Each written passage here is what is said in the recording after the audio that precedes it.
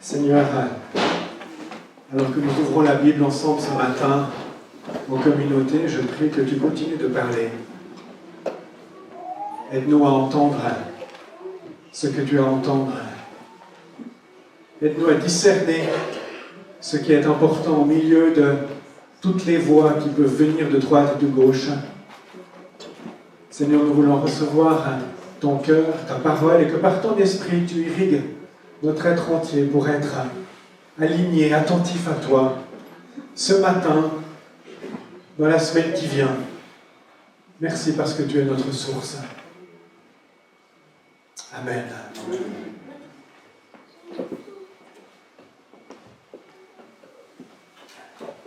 Ce matin, je lisais dans Jérémie 18 quelques versets qui sont en fait un moment où Jérémie, à l'écoute de Dieu, Dieu lui dit « Mais va chez le potier en bas de la rue et regarde ce qui se passe. » Jérémie se rend chez le potier et voit cet homme qui travaille sur son tour et qui prend de la terre pour former un vase.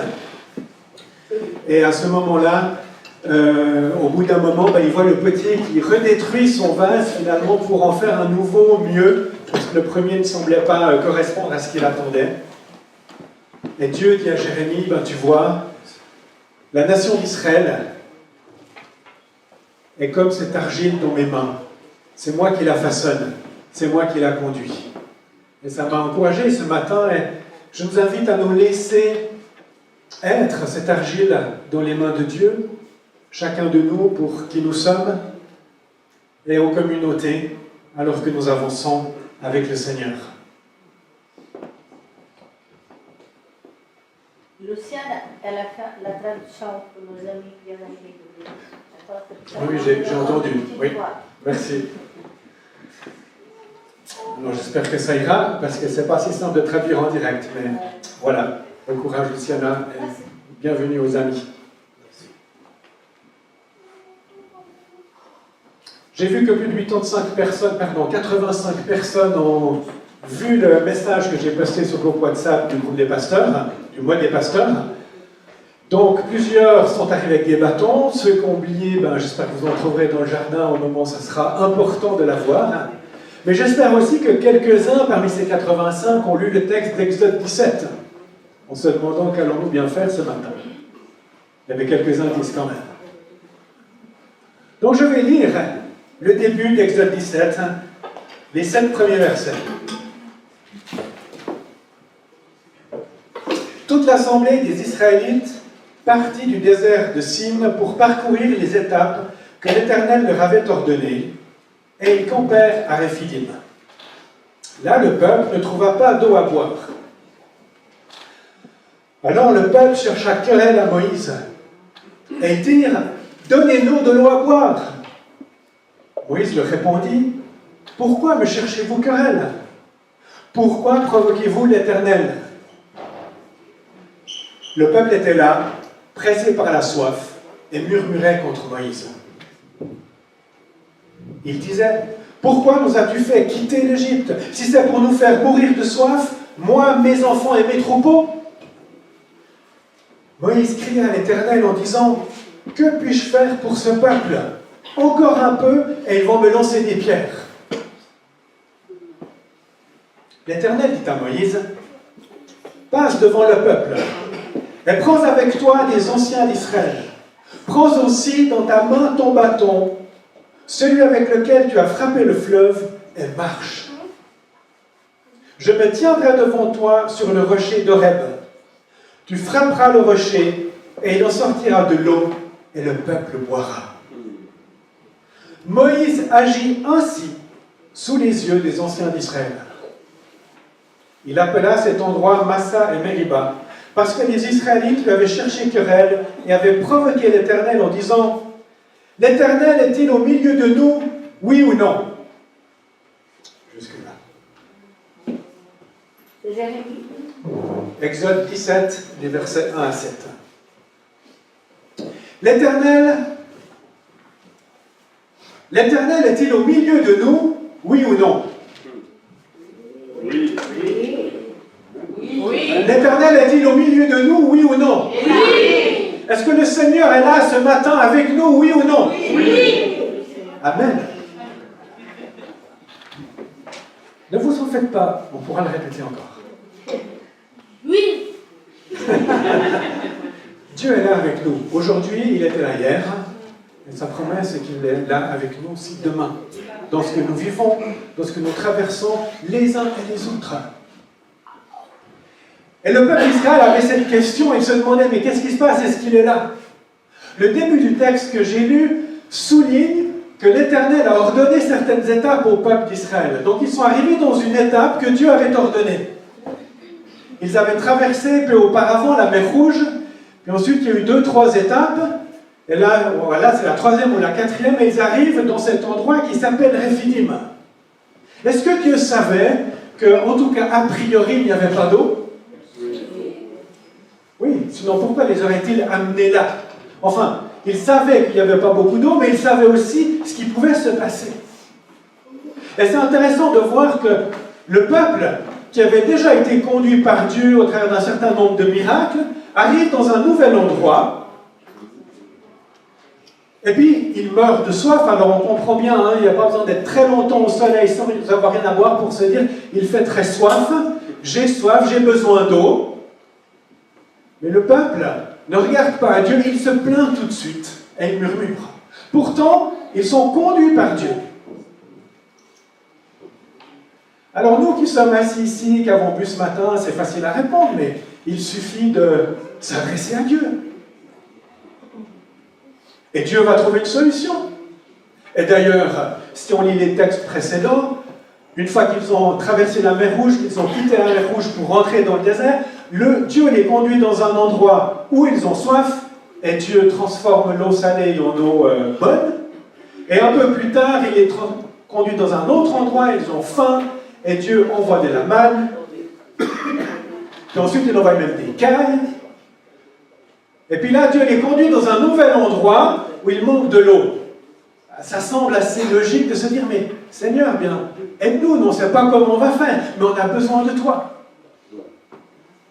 Que font-ils? Ils se plaignent.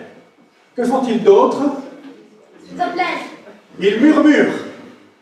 Le mot murmure est important dans ce texte, comme dans tout le reste de l'Exode. Le peuple murmure. Le peuple se plaint.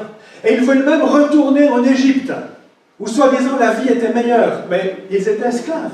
Ils avaient beaucoup de soucis, ils avaient beaucoup de problèmes. Ils voulaient qu'une chose, c'était fuir l'Égypte. Le peuple murmure. Est-ce que tu te plains? Ou est-ce que tu murmures dans ta vie aujourd'hui?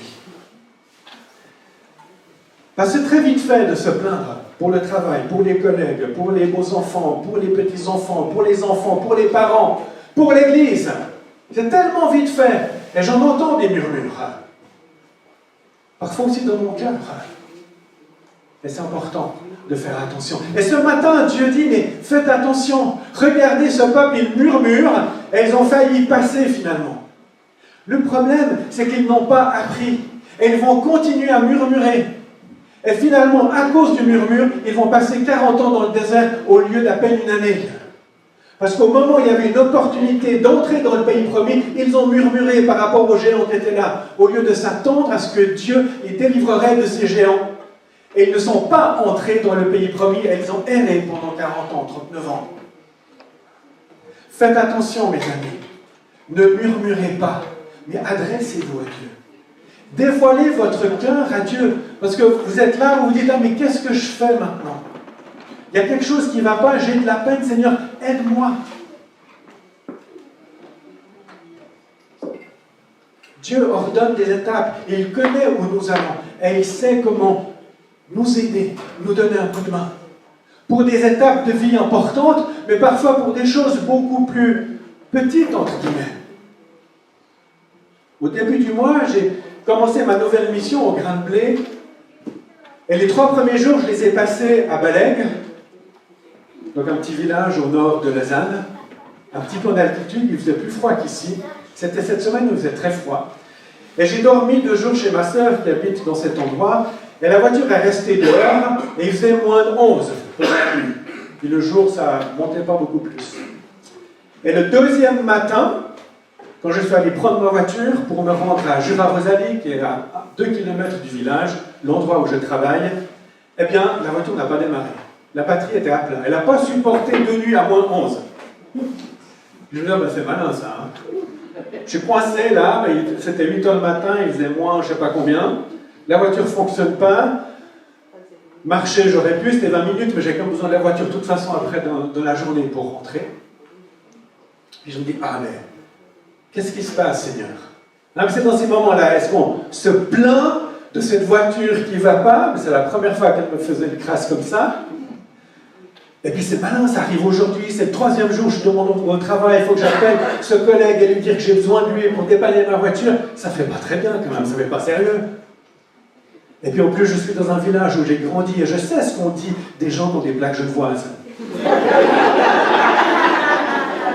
Ces gens de la ville, ils ne sont pas bien équipés pour l'hiver. J'en ai entendu quand j'étais enfant.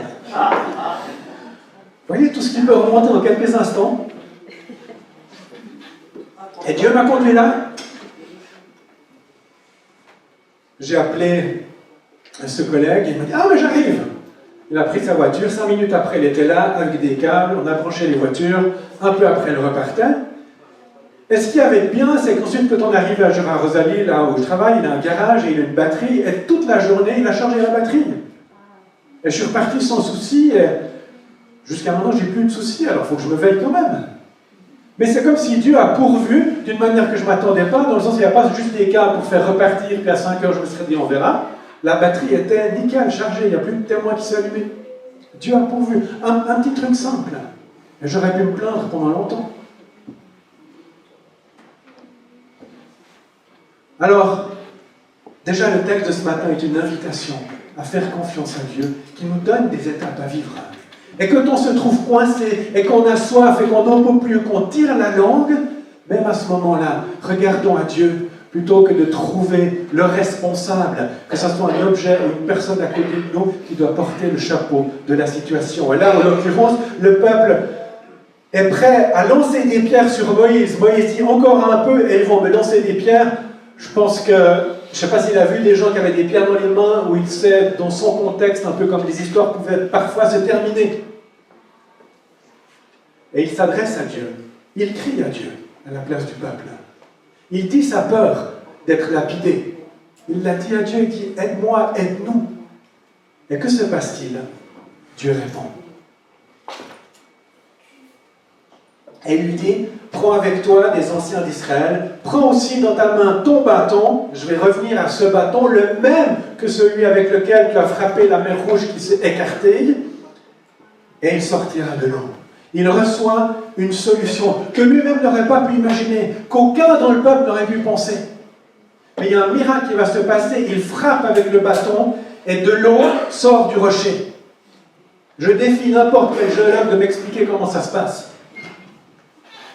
Des géologues pourront expliquer comment parfois de l'eau peut sortir d'un rocher. Scientifiquement, on peut donner des explications. Mais que ça se passe au moment où on tape avec un bâton, c'est quoi un bâton par rapport à un rocher? Ça va faire trembler le rocher, ce bâton.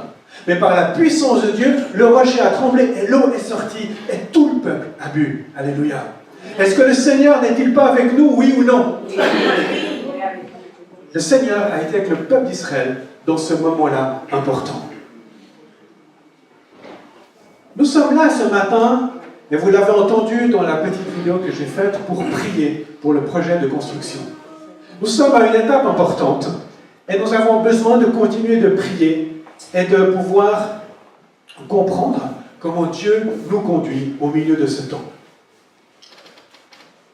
Pour ceux qui nous ont rejoints dans ces derniers mois, peut-être même une année, vous êtes peu ou pas au courant qu'il y a un projet de construction pour remplacer cette chapelle qui est devenue âgée et vétuste. On n'en parle pas tous les dimanches, parce que c'est un projet qui dure depuis longtemps, donc on ne peut pas se tenir en haleine tous les dimanches, mais tous les temps de temps, on en parle un peu et on parle des progrès de ce projet. Alors juste pour faire un résumé, pour mettre tout le monde à la même page, alors je ne vais pas donner tous les détails, ceux qui savent tous les détails ne m'en voulez pas si j'oublie des choses. Mais on va dire que globalement, ce projet a débuté en 2016, lorsque le conseil, les responsables et la communauté de l'époque s'est posé la question, qu'est-ce qu'on fait avec ce bâtiment? Et sur la base de plusieurs considérations et de paroles prophétique aussi, il y a eu cet élan pour démarrer un projet, pour remplacer la chapelle actuelle, la démolir et construire un bâtiment avec l'église en bas et des appartements au-dessus. Et rapidement, il y a une demande qui a été faite à l'Office des constructions, une demande préalable qui a été accordée. Et sur cette base-là, le projet a pu continuer. Ça, c'était en 2016. En 2019, certaines autorités du canton ont décidé de classer la chapelle, arguant que c'était un bâtiment magnifique d'une époque particulière qu'il fallait absolument le garder parce qu'il est magnifique. Voilà. Et puis, en 2019, la société immobilière de la paroisse de Carouge et la paroisse ont fait recours contre cette décision de classer ce bâtiment au patrimoine. Et il y a eu plusieurs mois d'attente pour avoir le résultat du jugement. Et pendant cette période-là, nous avons vécu en tant que communauté ce que nous avons appelé une opération Jéricho. Pendant une semaine, au mois d'octobre 2019, nous avons prié pendant 7 jours. Et le dernier jour, qui était un dimanche, nous avons tourné autour de la paroisse en priant, comme un acte symbolique pour débloquer ce moment, on va dire, au tribunal. Et plusieurs mois plus tard, le tribunal a jugé en notre faveur, a accepté notre recours, et du coup, la chapelle n'a pas été classée, ce qui nous permettait de continuer le projet. Et nous avons vu là la main de Dieu dans cet instant où nous étions coincés. Et puis, ensuite, il y a eu quelques années où le projet s'est développé avec l'architecte, et puis il faut contacter plein d'offices pour avoir des préavis favorables, pour le feu, pour la ventilation, pour toutes sortes de choses. Et puis en 2024, nous avons la société immobilière a pu déposer une demande définitive de construction auprès du département. Et cette demande a été analysée pendant la fin 2024 et en mars 2025, il y a 10 mois, nous avons reçu la réponse du département des autorisations de construire du canton de Genève que nous n'avions pas le droit de construire le projet que nous envisageons. Donc ça a été refusé. Peu après, nous avons fait une assemblée générale extraordinaire et pendant cette assemblée générale extraordinaire, la décision a été prise qu'en tant que société immobilière et paroisse, nous fassions un recours contre cette décision auprès du tribunal administratif de Genève. Et donc, depuis le mois de mai l'année dernière, il y a un recours qui est là auprès du tribunal. Et voilà, il y a eu différentes étapes et procédures qui fait que au début de cette année, on nous a dit, avant Pâques, vous devriez avoir une réponse. Et donc, à ce moment-là, à un moment donné, on s'est dit, on va prendre un temps et un culte pour prier de manière spécifique par rapport à ce projet. Et donc, nous avons choisi, il y a déjà 2-3 mois que nous avons choisi cette date. J'ai préparé le message et je vous ai fait cette vidéo vendredi à 14h ou 15h avec cette optique de pouvoir prier ensemble pour ce projet et avec nos bâtons, d'une certaine manière, faire un acte de foi pour que Dieu nous fasse grâce, notamment par rapport à ces délibérations au tribunal. Vendredi à 18h30, tous les membres du comité de la société immobilière dont je fais partie ont reçu un mail des avocats nous disant que le tribunal a décidé. Et malheureusement, le tribunal a rejeté notre recours. Et je me suis dit, ah bon? Comment c'est possible? Que faire? Que prêcher dimanche? Avec ce que je venais d'envoyer comme vidéo. Donc voilà, nous en sommes là. Puis en discutant, je me suis dit, non, mais je ne vais pas changer ce texte. Globalement, je prêche ce que j'avais prévu, mais avec cet élément en plus, qui nous fait réaliser que nous sommes peut-être encore plus coincés que ce que nous avions pensé. Nous sommes encore plus comme les Israélites, dans un endroit où il n'y a pas d'eau, et qu'est-ce qu'on fait, Seigneur? Je discutais avec Christine, et elle me disait, mais ce texte est encore mieux maintenant, même avec cette nouvelle. Donc, nous sommes là, et nous avons besoin de Dieu. Nous sommes là, et nous avons des bâtons, et nous allons faire ce geste pour demander à Dieu son aide et son soutien. Dans les jours qui viennent, il faudra discuter d'un certain nombre d'options possibles par rapport à ce refus. Mais pour l'instant, on n'a pas encore discuté avec les avocats, et donc il y a des choses, j'ai lu le document de 33 pages qu'ils ont envoyé pour expliquer pourquoi ils refusent. C'est assez complexe. Il y a bien sûr tout le patrimoine qui ressort, et ça semble être un des éléments qui domine le fait qu'ils aient refusé, mais il faut encore voir un peu avec les avocats ce qui va se passer. Donc pour l'instant, je ne peux pas en dire plus, et je ne veux pas en dire plus. Je veux simplement vous inviter à, devant Dieu, faire ce geste de foi et frapper le rocher. Quelles que soient les conclusions que vous êtes en train de faire dans vos têtes par rapport à ce que je viens de dire, je vous invite avec foi à prier. Je vous invite avec foi à sortir. Dans un moment, nous allons le faire. Et nous allons ensemble prier pour que Dieu nous conduise et nous aide dans l'endroit, dans l'étape où nous sommes arrivés. Est-ce que l'Éternel est au milieu de nous, oui ou non? Oui. Amen. L'Éternel est au milieu de nous, il connaît cette situation et nous avons besoin de sa grâce et nous avons besoin de discerner qu'est-ce qui est à vivre et à faire maintenant. Mais c'est surtout en renouvelant, et je vois ce geste avec ce bâton, de renouveler notre foi en Dieu par rapport à là où nous en sommes arrivés. Nous avons vécu différentes étapes, avec différentes péripéties, nous avons vu Dieu nous conduire. Comment va-t-il le faire maintenant?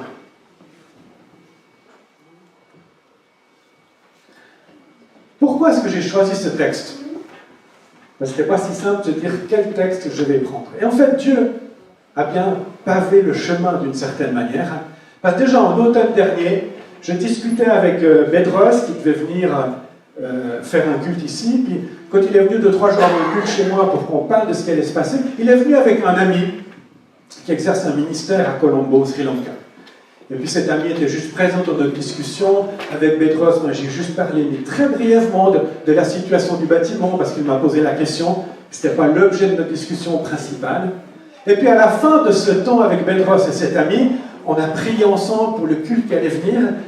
Et à la fin, cet homme qui s'appelle Soudesh me dit, mais j'ai reçu une parole pour vous et pour la communauté. Et j'ai reçu ce texte d'Exode 17.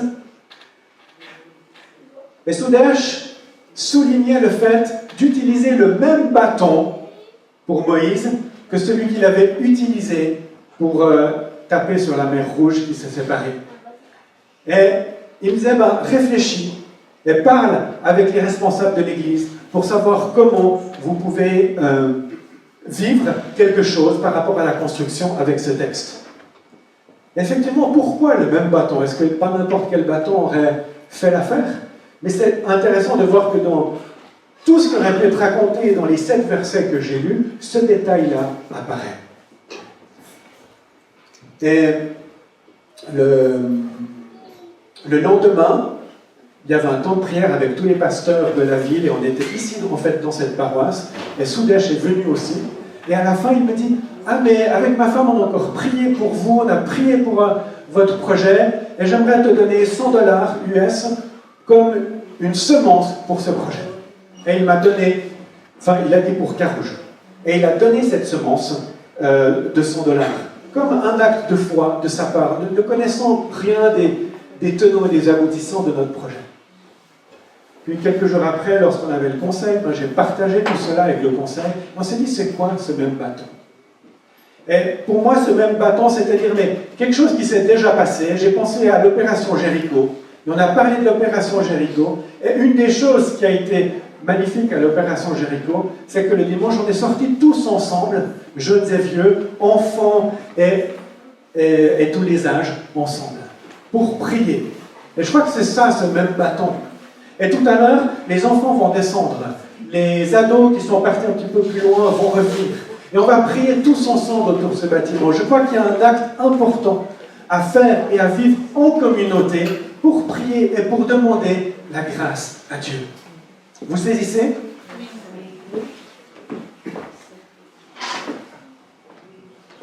Vous avez tous un bâton? Non? Et si jamais, quand vous sortez, il y a des bâtons qui traînent, vous pouvez à la limite prendre il y a des bouts de bois, des bûches, puis vous pouvez prendre ça aussi. L'idée, c'est pas d'abîmer le crépi, l'idée, c'est c'est de simplement faire un geste de foi. Parce que vous voyez, ce qui est complètement fou, Moïse, qui est ce grand leader, qui fait appel à Dieu, Dieu ne lui donne pas une mission impossible.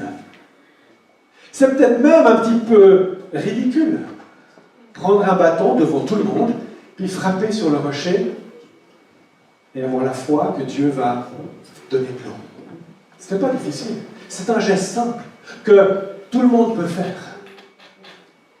Et dans ce sens-là, nous vous invitons, le conseil et moi, à vivre ce geste simple, qui est à la portée de tous, comme un geste de foi que Dieu va pourvoir. Alors on ne sait pas comment. On ne sait pas quelle va être la solution suite à ce refus du recours. Mais nous croyons que Dieu nous accompagne, qu'il ne nous a pas lâchés. Nous croyons que de l'eau est encore appelée à couler de cet endroit. Alors oui, il y a de l'eau qui coule aujourd'hui, c'est une communauté vivante que nous formons. Mais par rapport à ce bâtiment, on sait qu'il y a des impossibilités à différents niveaux. Et le fait que ça soit refusé, ça ne simplifie pas beaucoup l'histoire, en fait. Il y a des impossibilités qui arrivent et qui sont là. Comment est-ce que Dieu va nous aider? Une des raisons qui semble être pertinente pour les départements et pour la justice de nous refuser ça, c'est le patrimoine. Ça veut dire qu'on veut garder les choses, on ne veut pas les bouger. En fait, on est en train de créer de cet endroit à Montfalcon un musée. Un musée, ça peut être très bien. C'est très intéressant, les musées. Mais en tant que communauté, un musée, il n'y a plus de filles, il n'y a pas d'eau. Donc nous sommes appelés à prier pour que de cet endroit, l'eau continue de couler. Que l'eau vienne et qu'elle abreuve non seulement la communauté qui s'est réunie, mais ceux qui vont passer à côté, ceux qui pourront entendre encore le message de l'Évangile dans les années, dans les décennies, dans les 100 ans à venir. Cet endroit n'a pas été acheté juste pour 50 ans ou pour 100 ans. Dans la vision de ceux qui l'ont acheté, si on pouvait leur demander, pour eux, c'était pour que l'Église continue d'être là jusqu'à ce que Jésus revienne. Et nous voulons qu'il y ait une Église qui soit source de vie, source d'eau, jusqu'à ce que Jésus revienne. Après, oui, les moyens, il y a plein de questions qui se posent, évidemment. Et j'aimerais que l'on prie pour que d'une manière ou d'une autre, quelles que soient les choses qui vont se passer, l'eau puisse continuer de couler de cet endroit. Et c'est dans ce sens-là qu'on va aller prier dehors, ensemble, et demander la grâce de Dieu sur cette situation dans laquelle nous sommes. Sidi a prêché au début de l'année, dans le premier dimanche, avec le texte d'Ézéchiel 47, qui est une histoire d'eau aussi. C'est ce texte où il y a le temple, et du temple, un fleuve sort. Et puis ce fleuve, il devient toujours de plus en plus important en descendant jusqu'à la mer Morte. Et à un moment donné, Sidi, en nous emmenant dans cette histoire, nous a dit, bien, dans l'eau, à un moment donné, il faut juste lâcher prise. Alors là, on ne doit pas lâcher prise parce qu'il y a trop d'eau, mais on doit lâcher prise parce qu'il n'y a plus d'eau. C'est un peu une autre manière de vivre les choses, mais on doit lâcher prise devant Dieu et devant ce qui se passe, parce qu'on ne sait pas. Mais nous voulons être là, debout, avec foi, debout devant Dieu, qui a soutenu le peuple d'Israël dans son pèlerinage au travers du désert pour l'amener jusqu'au pays promis, qui a soutenu l'Église avec un grand E depuis qu'elle a été mise en place par Christ et par les apôtres à la Pentecôte, jusqu'à aujourd'hui, avec plein de péripéties et plein de choses. À un moment donné, on pouvait croire que l'Église allait disparaître de plein d'endroits. Elle continue de vivre. Et avec Dieu qui a soutenu spécifiquement la paroisse de Carouge depuis 1885 environ, au travers de plein de moments, heureux et moins heureux, qui permettent que nous sommes là aujourd'hui et que nous continuons d'avoir foi en Jésus. Alors oui, Dieu est là. Et nous voulons ainsi aller dehors avec tout le monde. Et ce qui va se passer, je vais encore prier après, peut-être aussi tu peux aller chercher les enfants et dire à tout le monde de descendre. Je vous invite donc à prendre, à un moment donné, quand je vous dirai de sortir, prenez vos bâtons, allez, et on se met tout autour des murs de la paroisse. J'aimerais qu'il y ait vraiment des gens des 4 côtés, sur les 4 façades. Et puis on va ouvrir cette fenêtre à cette fenêtre pour qu'il y ait un coup de départ qui soit donné où on peut simplement frapper le mur et prier. Puis que l'on puisse prier et intercéder, que l'on puisse demander à Dieu la grâce, que l'on puisse se soumettre à Dieu, écouter, intercéder. Si vous n'avez pas exactement comment prier, ben, simplement louez Dieu. Si vous n'avez pas comment prier, priez en langue. Mais qu'on prenne un moment autour de cette paroisse et priez fort. Hein. Il n'y a pas besoin de chuchoter. Alors certains vont chuchoter, puis d'autres vont prier fort. Enfin voilà. Mais soyez libres de prier et de demander à Dieu sa grâce dans cette situation où nous sommes arrivés. Et donc les fenêtres seront ouvertes, il y aura un coup de départ qui sera donné par la batterie, et quand vous entendez la batterie, eh bien frappez le mur et priez. Ça va comme ça? Et après un moment, on reviendra tous ici pour conclure le culte. Est-ce que c'est assez clair comme ça? Oui. Seigneur notre Dieu, nous sommes arrivés dans cette étape et nous avons besoin de toi. Nous sommes un peu comme les Israélites sans eau. Et nous voulons crier à toi comme Moïse l'a fait, en demandant ta grâce, en demandant ton aide. Et alors que nous allons prier ensemble, que tu nous conduises. Seigneur, le miracle vient de toi. Nous ne pouvons pas nous-mêmes trouver des explications, mais nous nous attendons à toi, nous mettons notre foi en toi ce matin.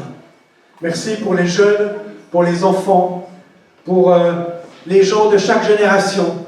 Et ensemble, nous voulons faire communauté dans ce que tu nous invites à vivre. Merci Seigneur pour ta grâce ce matin. Amen. Amen. Amen.